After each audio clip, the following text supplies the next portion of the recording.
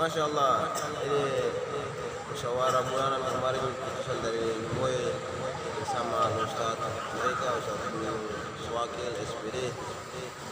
Mereka karena keadaan alam hampir sekitar 4 hari di Al-Mahabah. Pagi ini insyaAllah medan sudah agak membaik dan mereka kembali ke MUI dengan perjuangan agama. Masya Allah, mudah-mudahan mereka pulang insyaAllah. Semoga kita semua terpilih dalam doa selamat dan batin insyaAllah. Orang yang Allah ridhoi itu 3 saja, Pak. 3 kelompok umat ini. Kalau para anbiya sudah jelas, yaitu para sahabat, kaum muhajirin, kaum ansar, dan orang yang mengikuti mereka. Ini firman Allah, as-sabiqun al-awwalun minal muhajirin wa ansar walladzina taba'um bi ihsan radhiyallahu anhum wa radu an. As-sabiqun al-awwal, as-sabiqun, mereka terus berlomba-lomba.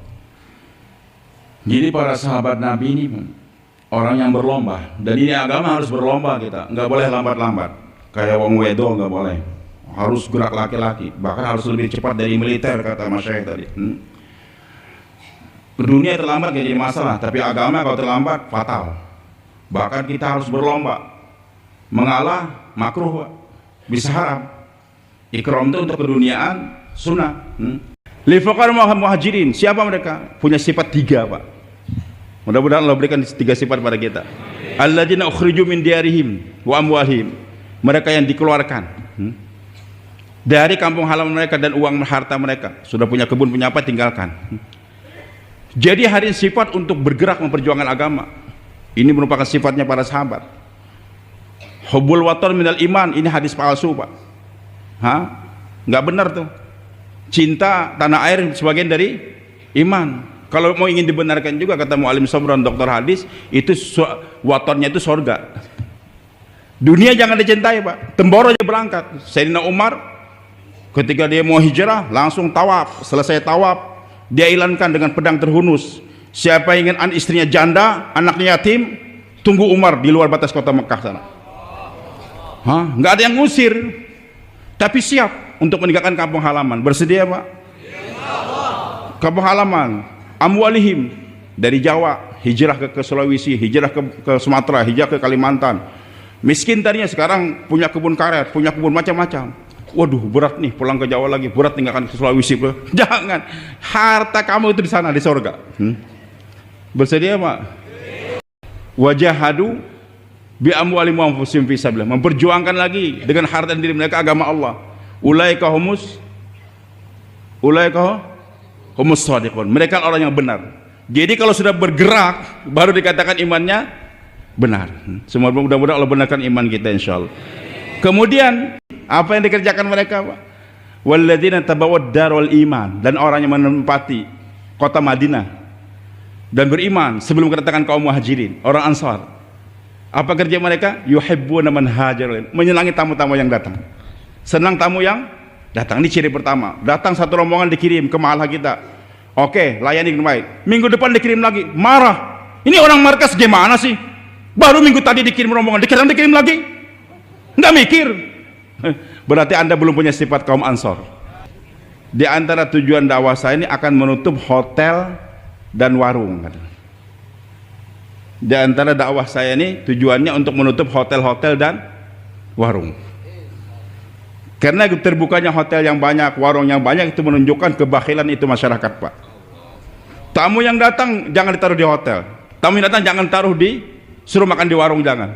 Kita inginkan bagaimana setiap rumahnya orang muslim jadi hotel, setiapnya rumah orang Islam jadi warung.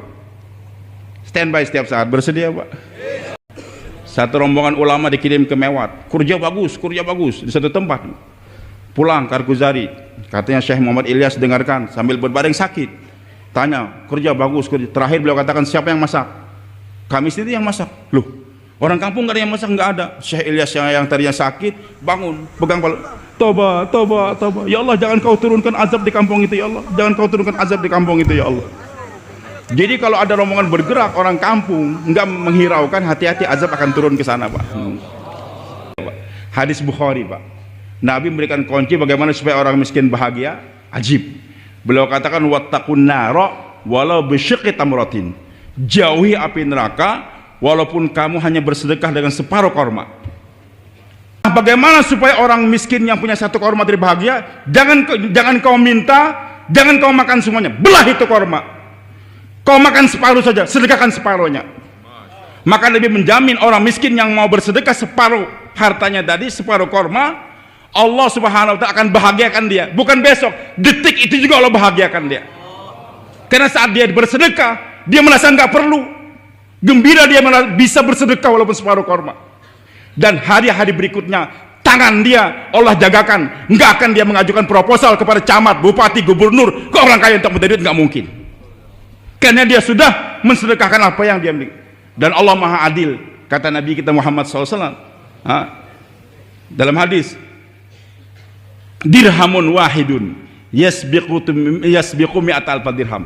Sedekah 1 dirham mengalahkan sedekah 100.000 dirham. Sama-sama ikhlas. Yang 1 dirham ikhlas, yang 100.000 juga ikhlas, tapi pahalanya lebih banyak yang satu. Kenapa, Pak? Selanjutnya Rasulullah menjelaskan, yang satunya hanya punya 2 dirham saja, yang satu lagi punya 1 juta dirham.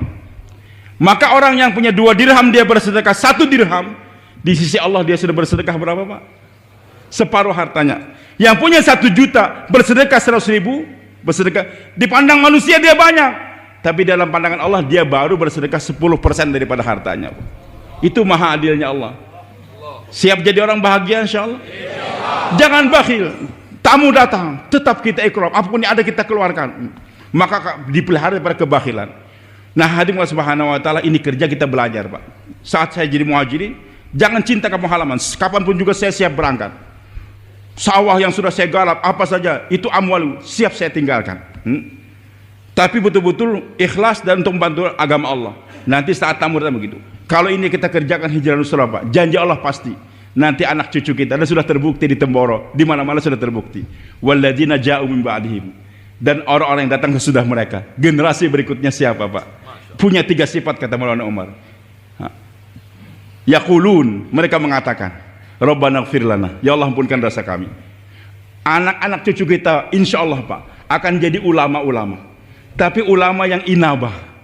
Walau semakin banyak ilmunya, semakin, ya Allah kami banyak dosa, ya Allah, Rabbana ighfir, ampunkan dosaku, ya Allah. Walaupun banyak keilmuan, dia semakin merasa senantiasa dia orang yang berdosa, Pak. Tidak sombong dengan keilmuan dia. Kemudian wal ikhwalina sabaquna bil iman, ya Allah ampunkan juga dosa-dosa yang telah mendahului kami dalam iman. Walaupun yang mendahului dia bukan orang alim seperti dia, Pak, tapi dia yang menjadikan asbab hidayah. Siapakah engkau ya Muhammad? Begitu dahsyatnya engkau berada di dalam hati kami. Seluruh para penghuni alam ini membicarakan engkau. Jika bukan karena engkau ya Muhammad, sungguh kami tidak akan pernah mengenal Rabb kami. Duhai Allah, maukah engkau menghadirkan beliau dalam mimpi kami, memandang kesejukan wajahnya dalam melukan hati, mendengar kemerduan suaranya memanggil engkau. Sebentar saja ya Allah. Duhai Allah, semoga engkau bangkitkan kami dalam barisan yang sama bersama Rasul kami, ya Habib ya Rasulullah, dari yang merindukan